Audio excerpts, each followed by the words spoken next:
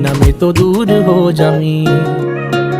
ओ सागर दियां छल्लां वांगू जिंदगी है बड़ी टेढ़ी मेढ़ी, कित्थे लैके चलीए जावे पता नहीं कुछ भी की है कहंदी। उच्चिया लम्मिया पहाड़ा वांगू दिसदी नेड़े दूर रहिंदी, जिथे कोई सार ना होवे बारिश भी है उत्थे पैंदी। देखा ना जे तैनू मेरे दिल नू साली चैन नहीं पैंदी, जो हुंदा चंगे लई हुंदा दुनिया एवें झूठी कहंदी। उड़ जांदे जद पंछी मुड़े उन्हां नू घर दी लोड़ नहीं पैंदी।